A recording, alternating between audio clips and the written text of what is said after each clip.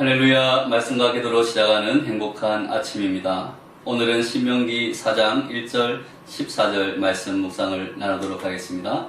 먼저 오늘 말씀에서 모세는 이스라엘 백성들에게 자신이 지금부터 가르치는 하나님의 말씀, 규례와 법도 명령을 준행하라, 지키라, 지켜 행하라를 반복하며 신신당부하고 있습니다.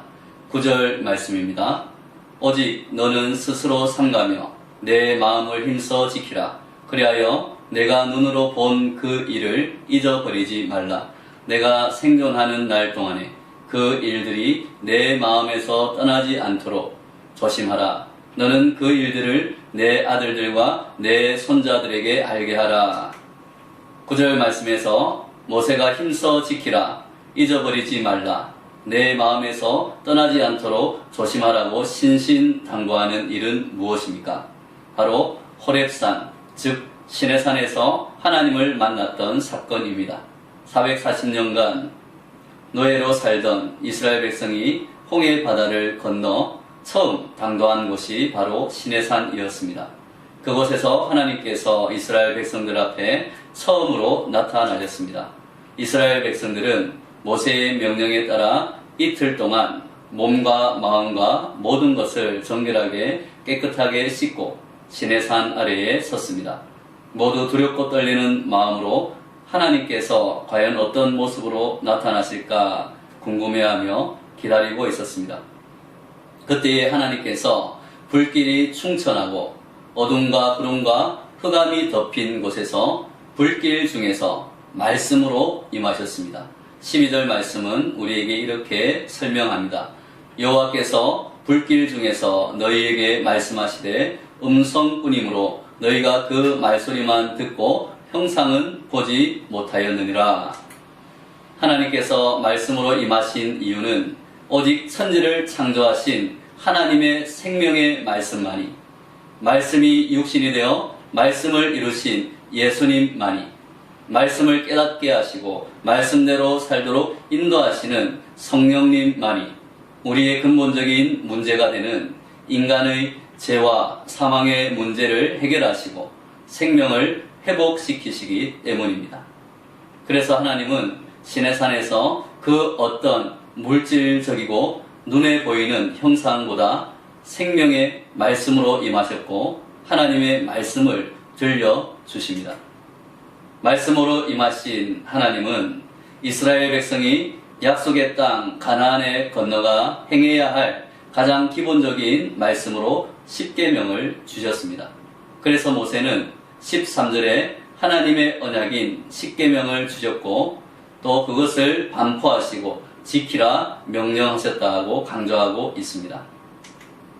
십계명은 하나님이 우리를 살리기 위해 만들어주신 생명의 말씀입니다. 우리는 십계명, 즉 하나님의 말씀을 통해서 구원과 생명에 필요한 중요한 것을 배우게 됩니다. 가나안 사람들이 자기가 섬기는 신들을 기쁘게 해서 복과 물질의 풍성함을 얻고자 웅장한 신전을 지어 모셨습니다. 엄청난 재물들을 그 신에게 바치고 때로는 사람의 생명까지도, 자녀의 생명까지도 바쳤습니다. 그러나 그 모든 것이 사람들의 생각에서 나왔습니다. 그러므로 아무리 정성을 다하여 눈에 보이는 복을 받고자 하여도 하나님의 거룩함과 재용서와 구원, 그리고 변화와 영원한 생명과는 아무런 관계가 없는 것들입니다.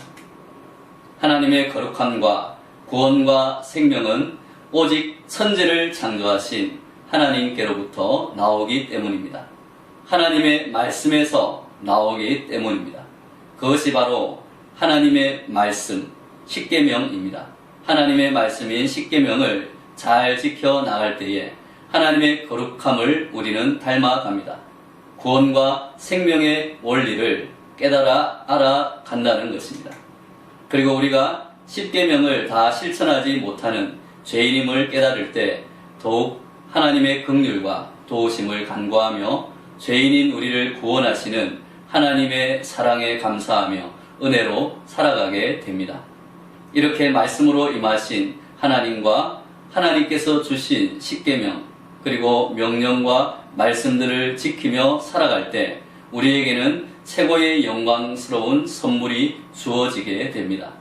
바로 하나님을 경외함을 배우고 하나님의 거룩함과 영광을 드러내는 존귀한 제사장 나라와 백성이 되는 것입니다. 그리고 우리들은 하나님께 쓰임받고 사람들을 변화시키고 살리는 영적 지도자가 되어 갑니다. 그래서 오늘 본문 말씀에서 하나님께서 말씀으로 임하신 목적을 모세는 말씀해 주고 있습니다.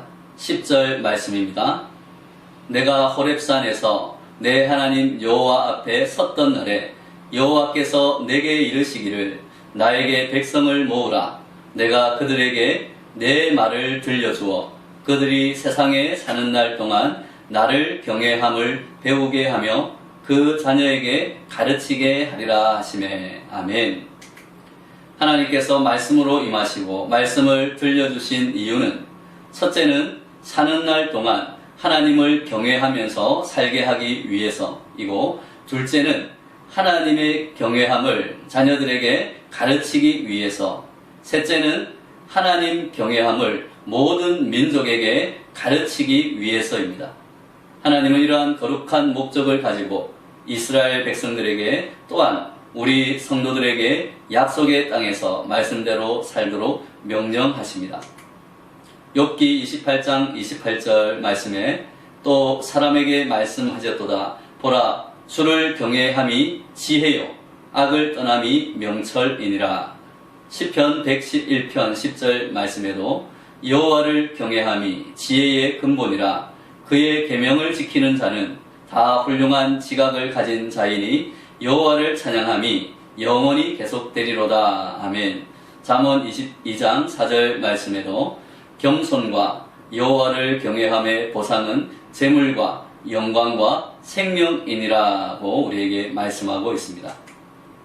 사랑하는 여러분, 오늘 하루도 겸손하게 하나님을 경외하는 것이 지혜의 근본이며 영광과 생명임을 알고 하나님의 말씀을 지키며 살아갈 때 하나님이 주신 이 땅에서 하나님의 거룩함과 영광을 드러내는 생명의 지도자들이 되시기를 예수님의 이름으로